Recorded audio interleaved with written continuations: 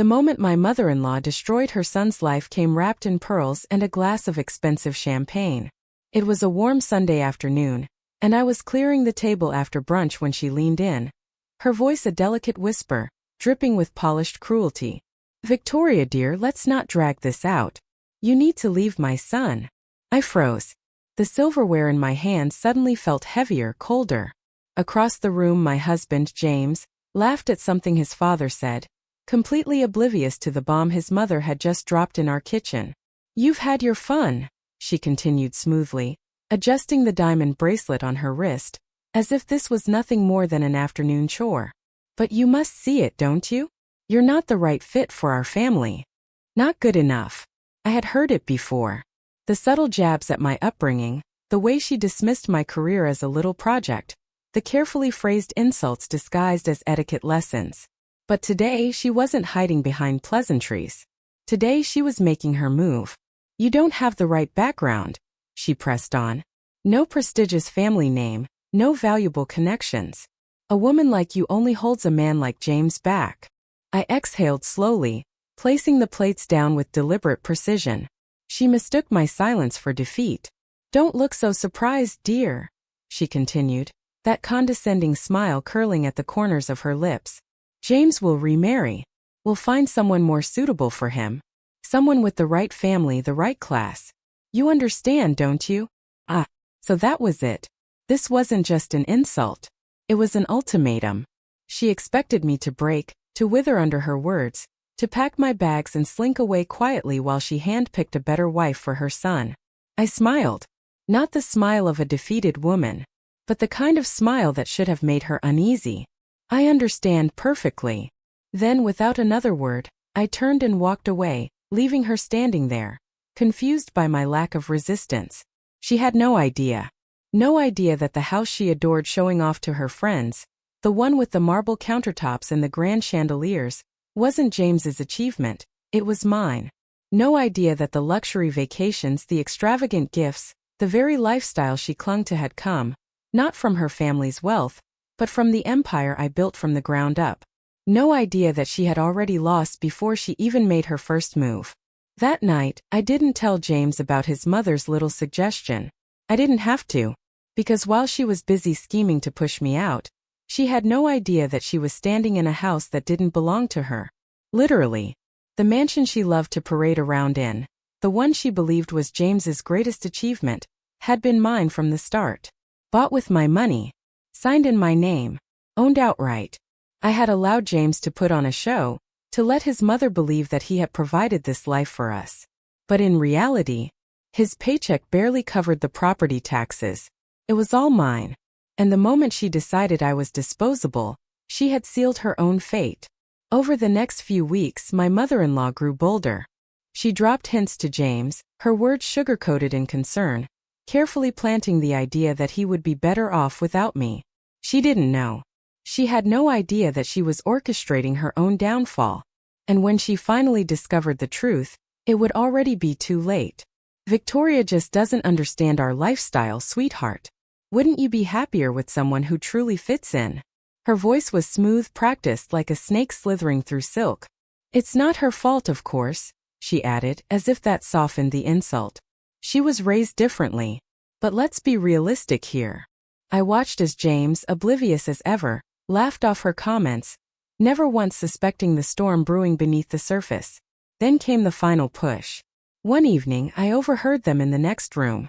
Her voice, low and insistent, is hesitant, weak. "She's not right for you," she urged. "You've given her enough. It's time to move on." And then the moment of truth. "If you divorce her now, I'll make sure you walk away with everything." I nearly laughed out loud. She thought she held power over me. She had no idea. That night, as I lay in bed beside my husband, the man who had unknowingly let his mother declare war on our marriage, I realized something. I wasn't angry. I wasn't even surprised. I was just amused. Because the truth was they had already lost. They just didn't know it yet. The first crack in James's perfect little world came the next morning at breakfast. I sat across from him sipping my coffee, watching as he scrolled through his phone with his usual distracted ease. He had no idea what his mother had set in motion the night before. No idea that the battle had already begun. "You're quiet today," he mused, glancing up. "Everything okay?" I smiled. Everything's perfect. And it was. Because I had made my decision. I wasn't going to beg. I wasn't going to argue. I wasn't even going to fight. I was going to let them win. Or at least let them think they had won. Because what's more satisfying than defeating your enemy? Letting them dig their own grave first. By mid-afternoon, the first text arrived. "Veronica, James and I had a lovely lunch today. He agrees it's time to move forward." Time to move forward. Ah! She really thought she was already in control. I took a sip of wine, letting the message sit unanswered for a while. I wanted her to feel confident. Overconfident. 2 hours later, another message. "I hope you understand, Victoria. This is what's best for everyone." I chuckled. Best for everyone? No, Verónica. It was only best for you. But I played my part. "Of course," I texted back. "I understand perfectly." I could almost hear the champagne flute slipping from her perfectly manicured fingers. She must have nearly dropped it in delight. Probably calling her friends, telling them how effortlessly she had removed me from her son's life. I could picture her now, lounging in her designer chair, a smug smile on her face. She took it so well. She knows her place. Finally, James can be with someone worthy of our family. Oh, Veronica. She had no idea. That evening, James arrived home later than usual. He hesitated in the doorway as if weighing his words. Good. He was feeling guilty already. "Hey babe," he started. "Can we talk?" Here it was. "Of course," I said, sitting down on the couch. He joined me, rubbing his hands together. His classic nervous tick. God, he was predictable. I think we should separate," he finally said. I tilted my head, pretending to process his words. "Oh, it's just," he sighed. "We want different things." Ah, the rehearsed lines. The coward's script. Who's we? I asked just for fun. A flicker of discomfort crossed his face. He wasn't used to me being so calm. He had probably expected tears. Anger. Some dramatic outburst. But all I did was smile. "If that's what you want, James," I said smoothly. He blinked. "Wait, you're not upset?" "Why would I be?" His brows knitted together in confusion. This wasn't the reaction he had expected. You don't want to fight for our marriage?" I stood up, walking over to the bedroom. Calm. Effortless. Unshaken. I grabbed a suitcase and placed it on the bed. "I'll give you some space," I said. "I'll stay somewhere else for a while." The look on his face was priceless. "Victoria, wait. I don't mean you have to leave tonight." I turned to him, smiling softly. "Oh, don't worry, James." I grabbed the handle of the suitcase and started to zip it closed. "This is just the beginning." "I just meant," James's voice wavered, "but I was already packing. Let him think I was hurt. Let him think I was heartbroken. Let him believe he was in control." Little did he know. I was leaving, all right. I was leaving him exactly where his mother wanted him, free. But freedom? It was about to cost him everything. That night, I checked into a luxury hotel. The same one Veronica had bragged about for years, where she had hosted her charity galas, where she had sipped champagne and looked down on everyone who wasn't born into privilege. The irony? Delicious. I ordered room service. A bottle of champagne, a perfectly seared steak, and a table by the window overlooking the city skyline. I took my time, enjoying the silence, enjoying the knowledge that by morning, Veronica would wake up believing she had won. And by the time she realized what she had truly lost, it would already be too late. I imagined her the next morning, sipping coffee in her sunlit dining room, basking in the glow of her victory. She had done it. She had erased me, removed the woman unworthy of her son. And in her mind, the next phase had already begun. She would find James a new wife, someone with the right background, someone she could mold, control, own. And me?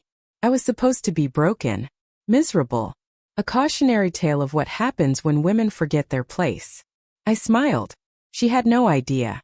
No idea that while she was celebrating, her world was about to collapse. James's first lesson came before lunch. A text from him at 10 a.m. James, Victoria, we need to talk. Something's wrong with the house? I didn't reply. By noon, another message. James. Why is the bank saying my name isn't on the mortgage? Call me. It had taken him less than 24 hours to realize what he had truly lost. But I wasn't done yet. I let the messages pile up. His confusion turned to frustration, then to panic. By 3 p.m., my lawyer sent me a simple text. Lawyer, he called. He's realizing the truth. Let me know when you want to respond. Not yet. Let him stew. It wasn't until the following evening that Veronica realized her empire had crumbled. I was enjoying a quiet dinner in my hotel room when my lawyer forwarded me another message. Lawyer, Veronica just called. She's furious. She claims there's been a mistake. Set my wine down. A mistake? I could almost hear her shrill voice. What do you mean my son's name isn't on the house? She must have insisted it was a paperwork error. A misunderstanding. Because in her mind, everything James had belonged to him. Except it didn't. Not the house. Not the investments. Not even the business she had mocked for years. She had spent years looking down on me. And now she was standing in a life that wasn't hers to claim. I took another sip of wine. She would soon learn that the real mistake had been underestimating me. By the time James and his mother demanded answers, I was ready. I met them at the house. The one Veronica had always called their family estate. James was already waiting in the driveway, arms crossed, pacing. Veronica stood beside him, her carefully polished poise cracking. Victoria, James said, tight with frustration. We need to talk. I stepped out of the car, slow and deliberate. Do we? Yes, his mother snapped, her voice sharper than usual. There's been a mistake. The bank is saying this house is in your name. I smiled. That's not a mistake. Silence. Veronica blinked, as if trying to comprehend words she had never imagined hearing. But that doesn't make sense, James said, desperation creeping into his voice. I tilted my head. You thought what? I let the words sink in. That you owned this house? That we owned it. I let the realization settle over them. James, I said, voice smooth as silk. This house was never yours. Veronica's face drained of color. No, she whispered, shaking her head. No, that's not possible.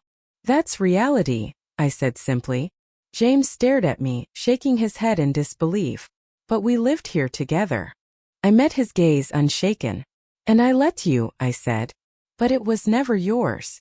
A beat of silence. Then Veronica did what she always did when things didn't go her way. She got angry. This is ridiculous. She spat, her voice rising. You are nothing without my son. You had nothing before him. I tilted my head, amused. I had everything before him, I corrected. Calm, cold, unshakable. And I still do. James exhaled sharply, dragging a hand through his hair. I could see it now. The truth dawning.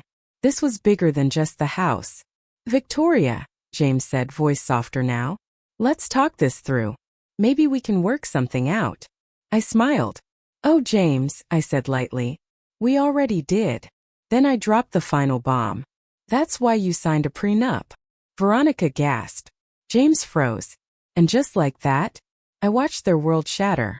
I turned to leave, but not before dropping one last truth. You wanted to be free of me, I said, glancing over my shoulder. Then I smiled.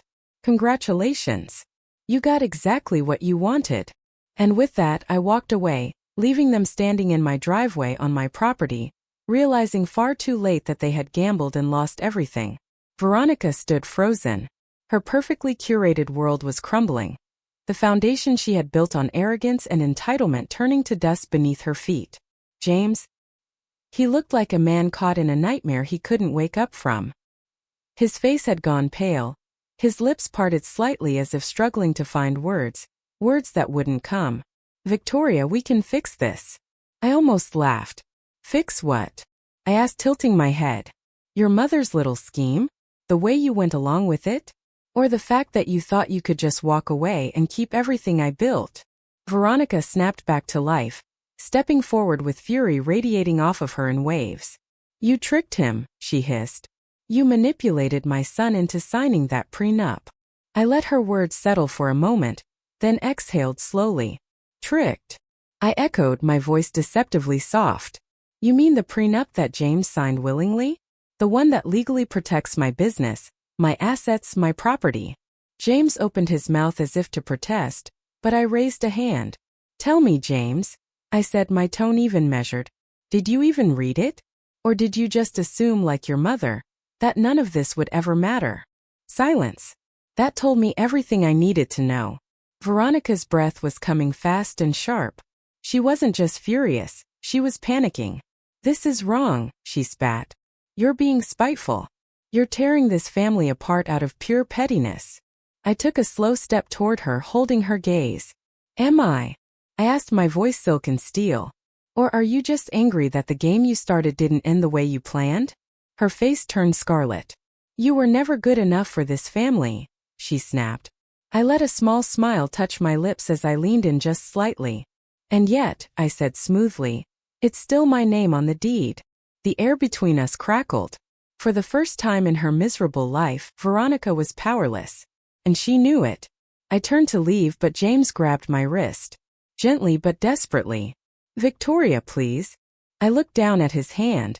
A year ago that touch would have meant something. But now? It was nothing more than the final grasp of a drowning man.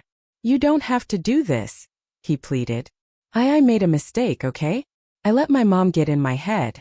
But we can fix this. I studied him, taking in the familiar face of the man I once loved. The man I had built a life with. But that man? He didn't exist anymore. Or maybe he never had. You don't get to play the victim now, James, I said, my voice steady. Not after everything. Not after you chose her over me. He swallowed hard. I was an idiot, he admitted. Yes, I agreed. You were. He flinched. Veronica let out an indignant sound, as if she couldn't believe I was speaking to her son that way. I ignored her. You and your mother wanted me gone, I said, my tone smooth, almost bored. And I gave you exactly what you asked for. I tilted my head slightly, watching as realization sank in. So tell me, James, why aren't you happy? His gaze dropped, shame settling over him like a weight he couldn't shake. I didn't need to hear his answer. I already knew it. Veronica, though? She wasn't done yet. You think this is over? She sneered, voice shaking. I turned to her, my expression unreadable. It is over, I said simply. You just don't want to accept it. She clenched her fists. This house was supposed to be James's, she cried. I sighed, shaking my head. But it never was, I said calmly finally. And neither was anything else you thought you were entitled to. She staggered back, as if the truth had physically struck her. For years she had believed she was untouchable, that she could manipulate, control, and dictate the rules. But standing here, in the driveway of a house that wasn't hers, she finally understood. She had lost. And worse? She had never been in control to begin with. I didn't stay to hear her last desperate attempts to save face. I didn't care anymore. I walked to my car, and for the first time in months, I felt something weightless settle over me. Relief. I wasn't just walking away from James. I wasn't just walking away from Veronica. I was walking away from all of it. From the quiet belittling. From the manipulation. From the exhausting fight to prove my worth to people who had never been worthy of me. I was free. And they were trapped. James, stuck with the consequences of his choices. Veronica, powerless in the empire she had tried to steal. And me? I was just getting started. 2 days later my phone buzzed. Not from James. From her. You may have the house, but don't think for a second that you've won. My son will recover. He will find someone better. Someone who actually belongs in this family. Enjoy your lonely little empire while it lasts. I read the message twice. Then I smiled. Oh, Veronica. Still clinging to the illusion of control. She still believed James had something to recover from? She still thought I had lost? She was about to learn the truth. The hard way. I ignored Veronica's message. I had no reason to respond, because life has a funny way of delivering karma without my help. A week later, a mutual friend, one of the few who had remained neutral through all of this, reached out. You won't believe what's happening. I sipped my coffee, amused. Try me. James lost his job. I raised an eyebrow. Now that caught my attention. How? Apparently, Veronica went to his boss. I nearly choked on my drink. Of course she did. Veronica wasn't just overbearing. She was delusional. She had spent years believing James was entitled to success, that his name alone should be enough to open doors, that the world owed him something simply because he was her son. But the corporate world? It doesn't reward arrogance. What did his boss do? I asked, already knowing the answer wouldn't be what Veronica had expected. Not only did they refuse to promote him, my friend continued, but HR started reviewing his performance. Turns out he was already on thin ice for underperforming. And when Veronica stormed in, demanding they recognize his value, and throwing a tantrum in the office, they fired him. I exhaled slowly, letting the weight of it settle in. James had lost his home. James had lost his security. And now, James had lost his job. Not because of me. Because of her. Veronica had spent his entire life shielding him from consequences, making excuses, smoothing over every failure. But now, she had destroyed him, and I wasn't even finished watching it all fall apart. The next call came 2 days later. James. I let it ring. I wasn't interested. Then a text followed. Victoria, please, can we talk? I stared at the message, considering. I didn't know him anything. Not my time. Not my pity. Not even a response. But curiosity got the better of me. So I answered. James. He exhaled in relief as if he had been waiting, praying for me to pick up. Victoria, His voice cracked. I messed up. I know that. I don't know what to do anymore. I leaned back, letting the silence stretch between us. What do you want me to say, James? I asked. He hesitated. I didn't think this would happen. You thought your mother was right? A long pause. Yeah, he whispered. And there it was. For the first time, James admitted it. He had placed his mother's opinion above everything else. Above logic. Above reality. Above me. And where had it gotten him? Nowhere. I didn't want to hurt you, he said weakly.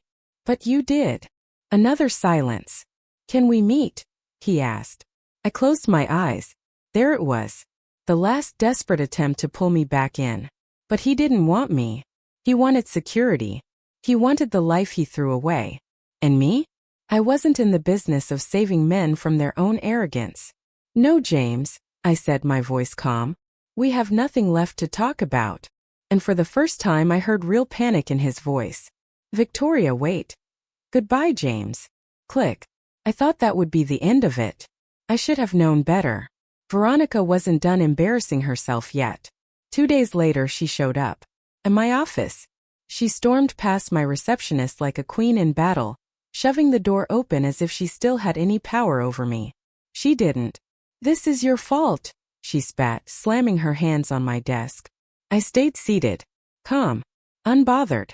What exactly is my fault? I asked coolly. You ruined my son's life. You took everything from him, the house, the security. No, Veronica. I interrupted, my voice sharp as glass. I didn't take anything. I leaned forward slightly, locking eyes with her. James gave it all away. She blinked, her fury momentarily shaken by the truth. Excuse me. I tilted my head. James chose to listen to you. He chose to believe I was disposable. He chose to walk away. I let the words settle, watching as the realization crept in. But tell me something, Veronica, I continued. When you told him to leave me, when you promised him something better, did you ever stop to think? I let the silence stretch, then finished softly. What if you were wrong? She paled. Her lips parted slightly, but no words came out. Because deep down she knew the truth. I had never been the problem. She was. She had built James into a man who couldn't stand on his own. She had raised him to believe entitlement was strength. And in the end, her own arrogance destroyed him. She stumbled back, suddenly looking so much older than before. I stood up, slow and deliberate. Get out of my office, Veronica. She hesitated. One last flicker of defiance, like a dying flame refusing to go out. But there was nothing left to fight for. She had lost. So, in the end, she did the only thing she could do. She left. And as the door clicked shut behind her, I let out a slow, satisfied breath. It was finally over. And I was free. The storm had passed. And I was still standing. Veronica never contacted me again after that day. Neither did James. The silence that followed was deafening, but it was the best kind of silence. The kind that meant freedom. No more manipulation. No more second-guessing myself. No more fighting for a place in a family that never deserved me. I had one. But more importantly, I had grown. The first morning I truly felt free. I woke up to the sound of nothing. No tension in the air. No forced conversations over breakfast. No passive-aggressive texts disguised as concern. Just peace. And yet the world kept moving. My business? Thriving. My team? Expanding. My confidence? Unshakable. Funny, isn't it? Veronica had spent years trying to convince me I wasn't enough. That without James I would fall apart. That my success, my stability, my entire existence was tied to him. And now, while she and her precious son scrambled to pick up the pieces of their shattered delusions, I was too busy building something greater. Months passed, and the whispers of James's downfall never fully stopped. He had tried to rebuild. Tried to prove he could rise above it all. But without me, he struggled. The job market didn't care that he was Veronica's son. The women he pursued weren't interested in a man who had lost everything. And Veronica? She had become a pariah. Her meddling, her arrogance, her perfectly curated web of control. All of it had collapsed. One day, a former colleague of his stopped by my boutique. "You dodged a bullet," she told me. "James is, well, let's just say he's not doing great." I didn't ask for details. I didn't need to, because I already knew the truth. James had been given everything, and he threw it all away. Meanwhile, I had built everything, and I was nowhere near done. 1 year. That's how long it had been since I walked away from James and his mother. And on the 1-year anniversary of my new life, I hosted a small gathering at my flagship boutique. Not to celebrate revenge. Not to gloat, but to acknowledge just how far I had come. For years I had fought for approval. For validation. For a place in a family that never valued me. But now, I was valuing myself. No more shrinking. No more waiting to be chosen.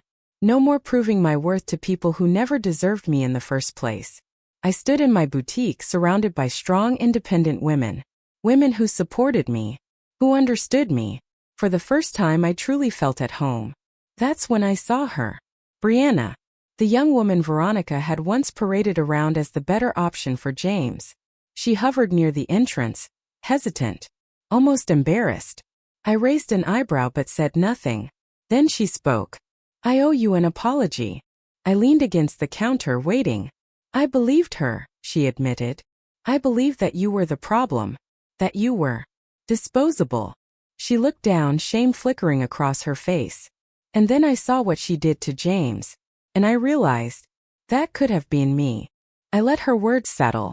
Veronica had wanted me gone because she thought I was beneath them. And now, the very women she had handpicked as superior were seeing the truth. I studied Brianna for a moment before speaking. "You're lucky," I said finally. She nodded. I got out before it was too late. A small silence stretched between us before she spoke again. "I heard about your success," she said, glancing around the boutique. "I wanted to see it for myself." I gestured around me, my boutique, my empire, my legacy. I smirked. "Well," I said. "Welcome to the little shop Veronica tried to destroy." Brianna chuckled, shaking her head.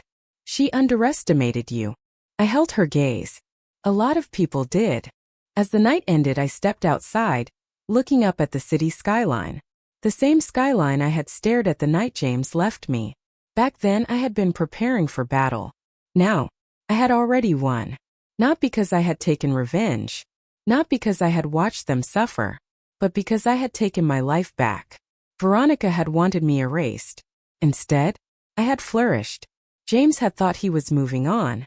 Instead, I had moved up. And the best part? I hadn't done it for them. I had done it for me.